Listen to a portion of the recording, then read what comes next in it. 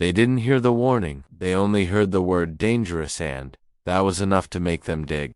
I live just outside a master-planned HOA, the kind with banners, bylaws, and a president who introduces himself like he's running a small country. I keep to myself. My land isn't manicured, it's functional. That difference, it made me a problem. The trouble started when the HOA decided my property line was an eyesore.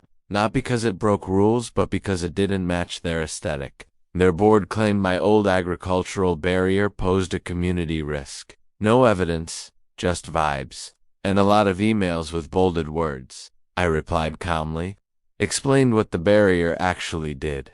Explained why it existed. Explained, very clearly, what would happen if it was removed. That message got forwarded, mocked, ignored. 2 weeks later, while I was away, machines showed up. No knock, no notice. Just steel teeth and paperwork. By sunset, something that had quietly protected the land for decades was gone, replaced with something decorative, symbolic, and utterly useless. That night was quiet.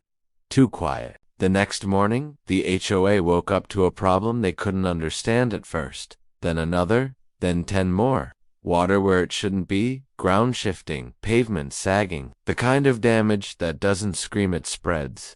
By day 3, the source was undeniable.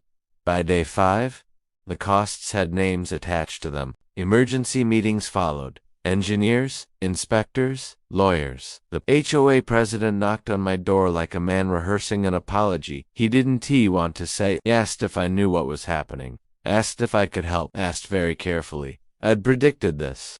I handed him a printed email, dated, time-stamped, highlighted, silence stretched. Then came the lawsuit, and then came the judge. Turns out, warnings matter, documentation matters, property rights matter, and removing something without permission, that matters a lot. The case didn't just fail, it reversed.